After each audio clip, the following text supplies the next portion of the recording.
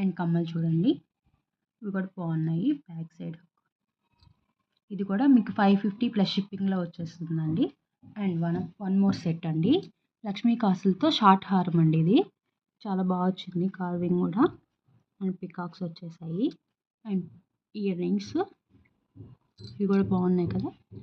ఇది కూడా మీకు 550 ప్లస్ షిప్పింగ్లో వచ్చేస్తుందండి.